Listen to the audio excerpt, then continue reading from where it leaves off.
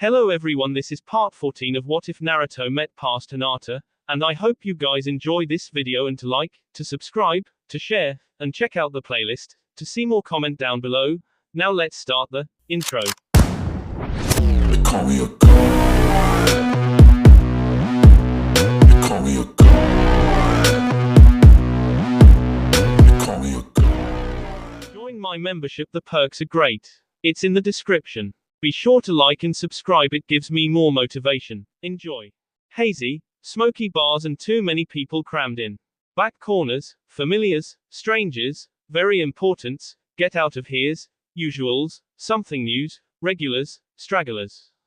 Imported beer, local ale. Rice wine and cheap liquor. Long couches shoved against back walls, Polaroids snapping memories she must hold onto, will eventually lose, God help her.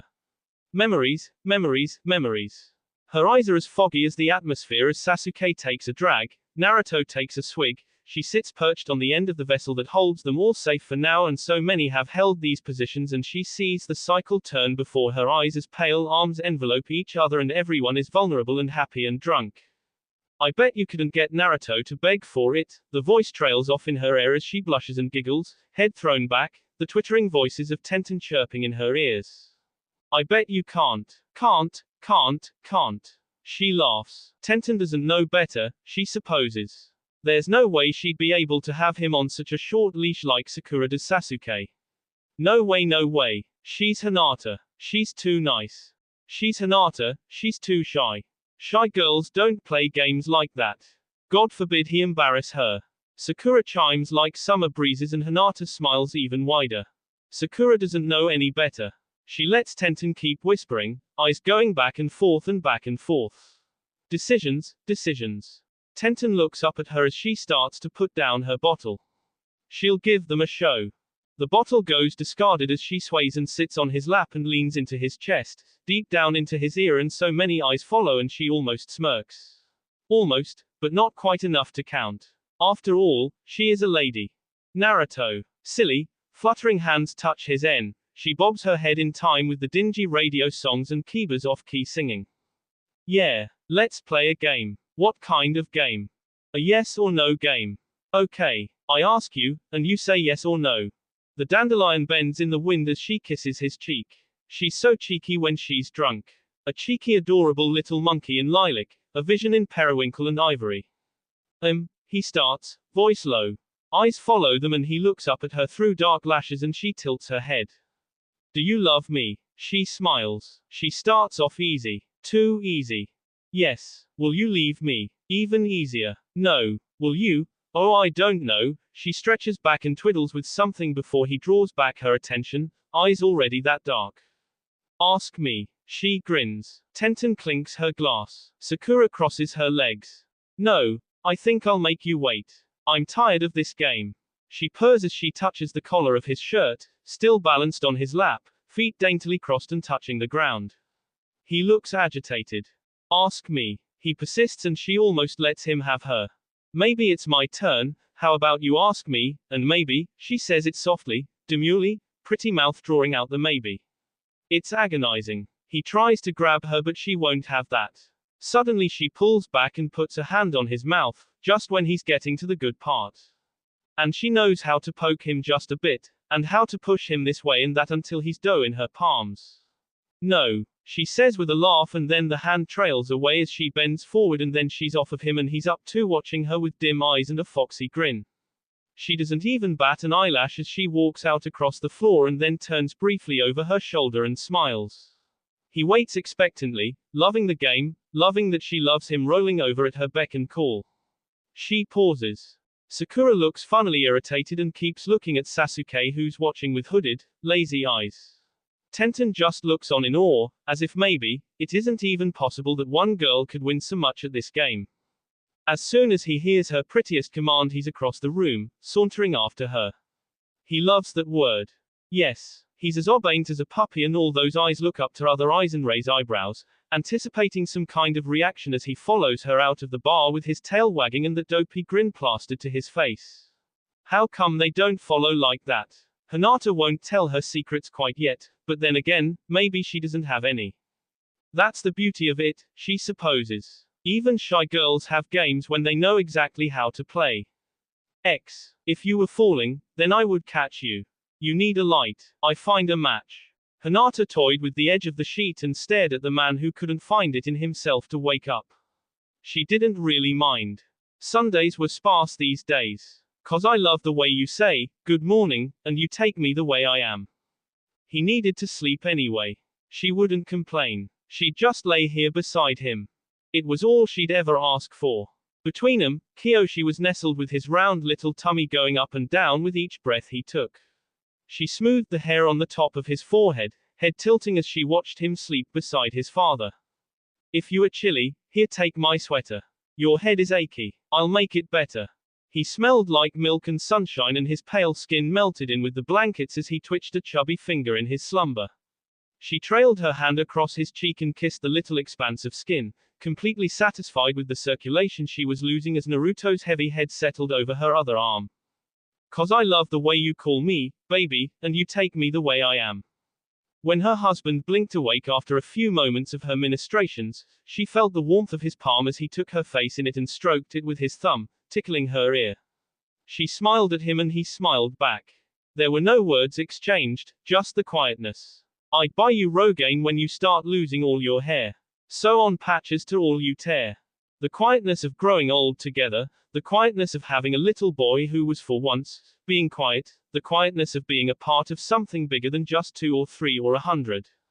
His smile said, Hinata, and Hinata could smile back and say, Naruto, and it was so lovely to be able to STS everything down to a Sunday morning every once in a while, especially after the dust settled and everyone was healing in one way or another. Constantly healing from the hurt, constantly rebuilding what was so lost. 'Cause I love you more than I could ever promise, and you take me the way I am. Kiyoshi rolled his head and Hinata chuckled before Naruto deftly slipped his hand down from her chin and stuck it on his son's abdomen. The shrieks that erupted, the tickling that pushed her off the bed, the pillows that found the floor, the just washed linens that became as tousled as their hair. The silliness of a man who cared and a woman who had prostituted herself for the sake of her people on more than one occasion and a little boy who would walk in footsteps that seemed too small for the likes of him. The banana pancakes. The, mama go out and, wing, like higher. You take me the way I am. Hinata smiled at her son, goofy faces and no grace and absolutely no makeup. There wasn't a single person to impress, and it was so sublime to have Naruto making octopus hot dogs and bare muddy feet after discovering the caterpillars on her milkweed outside. It was the ultimate pain in the end sometimes, but for once, Hinata didn't question anything but took it all in stride. Even when she held Kiyoshi's grubby hand and wrestled him into a bath he didn't want to take and into pajamas he didn't want to wear, and into a bed he didn't want to sleep in. Sakura didn't have that much trouble with Haru. Tetsuya was too sensible to be troublesome, especially since he already knew he'd only have to do it again the next day. But she knew Haru couldn't make her laugh so much, or get into so much trouble or be so much like Naruto that she couldn't differentiate between the two sometimes. And she knew there was no other Naruto, not even when she slept and thought of one who always remembered to take out the garbage and didn't check act so stupid or exaggerate everything or forget the world was in fact not only compromised of him and his goals. You take me the way I am. Life didn't turn out exactly as she planned. It was no picnic. It was messes and old t-shirts and no nights out, no nights at all for a long time, and unexpected visitors, and too many surprises. But it was beautiful, in the same way Kiyoshi's macaroni en lace was worn more than her favorite jade earrings, it was her Sunday morning, and it was her reality. X. Naruto felt the tiny hand slip into his. We'll see mama off, ne. He said, trying to sound overly cheerful. Hana Uzumaki was firmly unconvinced. She looked on bitterly, watching her older brother walk away with his mother towards the Hyuga side of the village. She was leaning on Naruto's leg, and he caught the longing in her eyes as Kiyoshi went off again with Hinata in tow, leaving the two of them standing on the drive to watch them disappear over the crest of the hill. What do you want to do today? Naruto continued, I took the day off just to spend with you. Isn't that cool? Hana let a tiny, blinding smile tickle her face. Daddy gives himself days off all the time. Mama says so. She laughed and Naruto felt the guilty twitch meet his eye as he imagined a clear image of his wife, eyebrow raised, as he was caught sleeping in his office again. Well, Mama says a lot of things, doesn't she? He replied, not to lose any of the admiration shining in his daughter's eyes. Hana giggled again, before letting the look fall away, staring back at the street. Daddy, how come I can't go too? She asked innocently. Naruto felt the breath leave him slowly and stared down at his daughter. She was beautiful. Anyone who didn't want her was crazy, star-graving mad, not that he'd ever give her away. After all, he was her hero. She'd said so herself. She had scarlet hair tied off to one side, and wide, stunning crystalline blue eyes. A spitting image of his own mother, or so Kakashi told him each time he saw his goddaughter. And yet, Naruto smiled down at her, unable to tell his 6-year-old that because she was as wonderful and special as she was, she'd never be good enough for one bastard of a man and his damn clan. Instead, he put up a front, being as light-hearted and cheerful as ever, if not more. You wouldn't want to go anyway. He responded, avoiding her initial question, all they do is sit around and drink tea and look serious. Naruto let his face set into a very exaggerated version of a typical Hyuga meeting, and Hana looked on, eyes wide, then laughing as her father contorted his mouth and crossed his eyes suddenly. He'd do anything he could to convince her to forget about them for the afternoon, that it wouldn't be worth her precious time.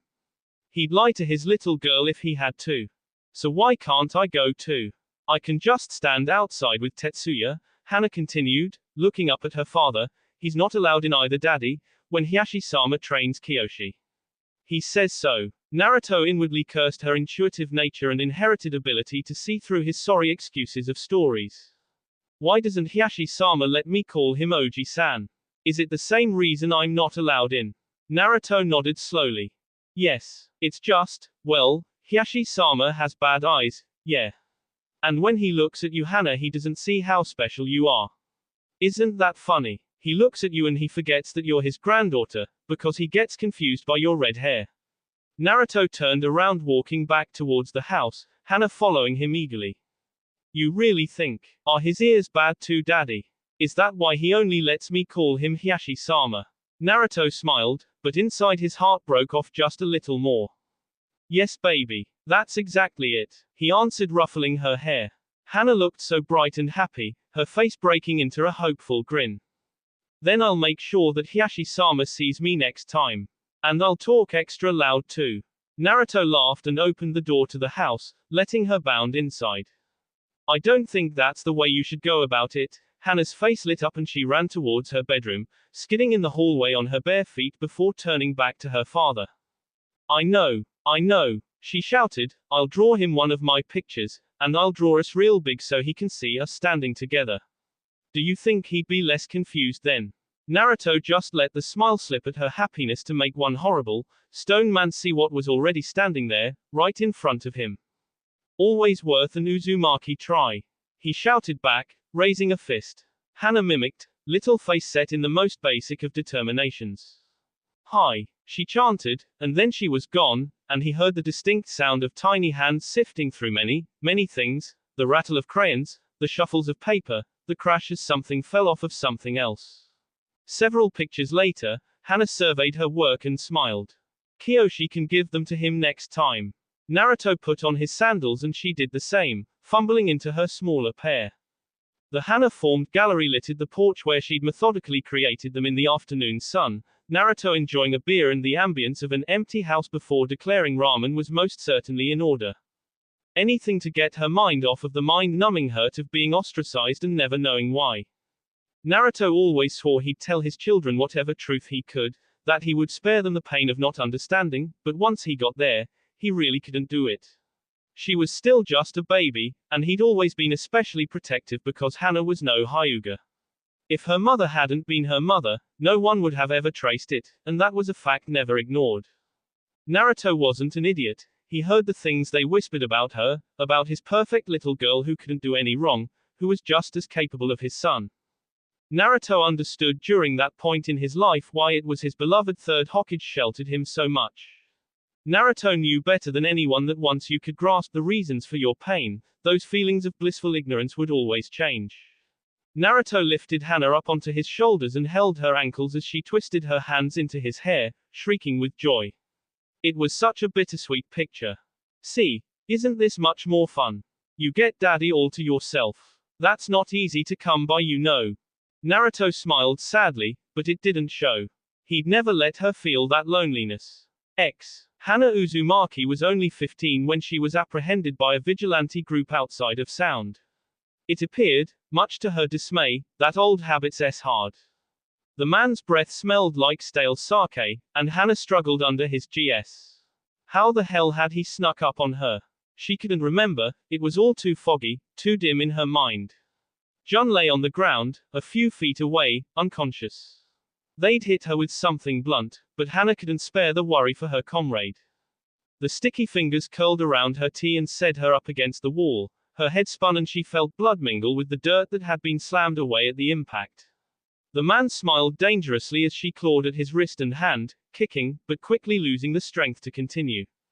Such a pity. He rasped, you would be so beautiful if you weren't the daughter of that thing. That monster your pitiful country calls a leader. Hana felt rage boil under her skin, igniting like a timed fuse. My father is a great man. The greatest shinobi who ever lived. She shouted, though the cry came out strangled and choked off as the fingers tightened. She yelped and the man laughed lowly, twirling a kunai in front of her face, the metal glinting and razor sharp. Her blue eyes followed it and the man mocked her openly, his team laughing at the sight of the honorable daughter pressed against the wall, helpless as a pinned animal. You are not as strong as they say, you cannot knock me to the ground, can you, princess?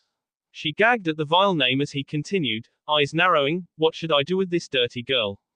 She is barely nobility let alone royalty of that pit you call a village. A pit of lies, and we all know where you come from. He chuckled and Hana felt her head begin to spin at, the edges blurring. He smirked. Like that brother of yours, do you know what they say around these parts? Hana tried to pull the unconsciousness to her ears. She wanted no ugly rumors, no horrible truth for him to say. It would shatter her, this, at the very least, would break every bone in her body before the man before her ever could. But, she was a prisoner, prisoners have no say. They say he abandoned your village, betrayed you for the sake of your mother's clan, they say he was put up to it, so blindly obeying those Hyuga eyes, just like your mother's uncle, she could almost feel his fingers swell with pride. These circles always come round, you see, first Uchihas, now Hyugas want their page in books as well. You bastard, she choked and he frowned. Watch your tongue, pig. He spat, and Hana gasped for another breath. I am proud of my, the word got lost on her tongue, the fuzziness sping out of her brain and into her mouth like honey, yet she refused, she stared the man dazedly in the face. I am proud to be an Uzumaki. Hana couldn't scream as the kunai flashed. He'd her skin like wet tissue, her cheek giving way under the blade so smoothly. Be careful what you say to me, daughter of a devil. Be proud now, he hissed into her ear. She felt the blood run down her face, sping onto his fingers, sping onto her her clothes, soaking her chest. Be proud. Proud of the dirty scars that made her want to scream in agony. She couldn't, she was fighting for air, for anything. There was only pain. So much pain. Why? She hadn't done anything, and yet they did this. Who would do this? Daughter of a devil, she was Hana Uzumaki. Her father had always told her. You are Hana Uzumaki. Suddenly, it wasn't a game of names anymore. The man laughed at her. I missed a few, princess, can't have you running round with something missing, now can we? 3 more, so simply performed, like a musician with a knife. Her head lolled, her brain fought, losing quickly. There was no oxygen left. She burned. Blood soaked down. Princess, don't cry, now you'll be just like your father, and no one will ever mistake you for anyone else ever again. Daughter of a demon, daughter of SC. The taunts melted away and Hana felt something break in her, something that had been mangled by the disappearance of her brother. She couldn't find the tears to cry. No words to scream. The mirror broke, her father's image crumbled. Kiyoshi, on his pedestal, came tumbling down. There was no one to tell her otherwise. There was no argument to give this man, there was nothing she could say. She was breaking. What was she? What was she? She was 6 whiskers. Princess, that pretty face will be so famous. Kiyoshi couldn't say he wasn't used to it. The darkened meeting rooms, the silent stuffs. We must test his loyalties. They talked about everything, anything. They talked about his mother. They talked about his father. They talked about Hana. He hated that. Kiyoshi, what are you doing? Can I come too? Please. You never take me anywhere. He would never tell now about it, even though she asked constantly. He wouldn't ever say he loved her either, but she asked about that constantly too. Tetsuya knew. He could see it in his eyes as he walked into the main house, towards his grandfather's patronizing smile. Tetsuya, who was far more capable than he, Tetsuya, who was his best of friends, Tetsuya, who was patient and mentored him. Tetsuya, who was calm and courteous. Tetsuya knew. Tetsuya never said. Tetsuya simply let his eyes do all the talking. It made him squirm. You would do anything for the clan, right, Kiyoshi? He loved his grandfather, how could he not? He was a doting Oji-san. He loved him, though he never said, though he never held him like his father, or kissed him like his mother, or dragged at his heels like Hana. Kiyoshi knew he loved him. Kiyoshi, the decision is yours, but understand the consequences if you should refuse. We will do it either way, with or without you, but your father's situation may not be so easily resolved. Kaori loomed over him, patiently cataloguing his movements, just waiting to pounce for the moment of treachery that never came. And out of all of them, he went to Sasuke, the last they would ever expect, but he had to tell someone. He had to vomit up the black ball of words and thoughts that anchored him to the floor, that made him uneasy around the people whom he loved the most. He thought he'd understand him best. He did, though not without a price. Kiyoshi was willing to pay, he had to have someone to give him an answer. Answers? No one ever had them, it seemed. They only had explanations, only had excuses, only had more questions. Now was the queen of questions. Kyo-kun, why do you look over my shoulder when you're kissing me? He went home with a black eye. But Sasuke never really stopped him. What about your family, your sister, your father? You were going to betray them. It wasn't betrayal, it was for them. Sora told him to stay out of trouble, or it would cost him. Kiyoshi laughed. Always for them. To pay ahead. To pay for what would come. To save Hana. To keep her free from the wars of the past. To give their father his hero's reward, leave the title unblemished. His mother, well, it would break her heart. Maybe he could call it vengeance or something gaudy like that. You only have to kill one child. You can do that, can you not? It will destroy everything my father has built. It will destroy everything. Kiyoshi, it's only a sound child. No one will even know Kiyoshi, it's simply housekeeping. He'd seen that child in a photograph. A little girl. She was barely Hana's age, probably younger. You are loyal, are you not? First to your clan, this is your blood, Kiyoshi. Your blood will always be thicker than the water of the river. You will always answer first to your blood, and second to your village. But he knew. It would start with 1, and it would end with 20. He knew. He knew, he knew. One by one until that family was said, debt repaid for that one lost brother. The world would know to never touch their family again. Never. If I do this, then it will be my own vendetta. His eyes had steeled in a way that no Hyugas ever would. You will never place this on my father's shoulders. My family, the village, none will take this burden. And they with quiet smiles said, fine. If the Uchiha could do it, then it could be done, and it would be done tenfold better. They were Hyuga after all, they were always better. One last request. You let me s. I don't want to be running my whole life. I don't want him to live with that. I will s here. Let me s to them, let me go with a noble cause. It was always for them. Kiyoshi ruffled Hana's hair as he left. Be good ne. I'll be home before you know it. His father smiled at him. Be careful, he said. Kiyoshi smiled back, sadly. Of course. His mother fussed, but he caught her hands and kissed them. I'll be home soon. He laughed and she just shook her head. Her son, an Anbu. She looked unsettled, squeezing his fingers. Don't do anything you'll regret. She whispered it and he went stiff before the muscles laxed. He kissed her cheeks. He didn't regret it. He'd never regret it if it was for her. They were ambushed by her family. Information had leaked. He ked her brother, her aunt. He ked the child silently. She didn't even know what was happening. They had sealed him early on. As soon as her heart stopped beating, it released and his head felt like it was on fire. He remembered watching Tetsuya stare at him from the corner of the main house, the two of them standing only a few feet apart. It was the last memory he'd ever have.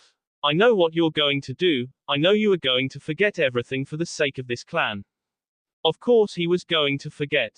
He didn't want to S, but he wanted to be S.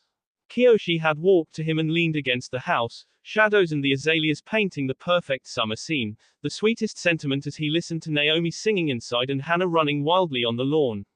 She was golden in the sunshine, bright eyes glowing sapphire as the sky. She stretched her hands to a butterfly in the clouds. He'd always envied her, for looking like his father. I want them to live on happily, take care of them for me, especially Hana. She's going to be your responsibility now. I don't want her to end up alone. But soon all of them were gone, not even their shadows, and he was empty all inside. He didn't know what he was or who he was. He was anything and nothing.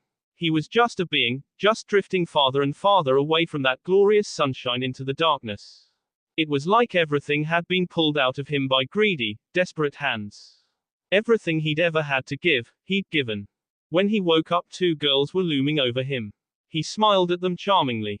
Who am I? We don't know, we found you. You were staggering through our town, and you were covered in blood, are you alright? Kiyoshi smiled. He asked again. Who am I? The Hyuga counted their pride-like coins with their fragile fingers, all the richer. X. That will be all for this video. Be sure to like, subscribe, share, and comment down below for more videos. Goodbye.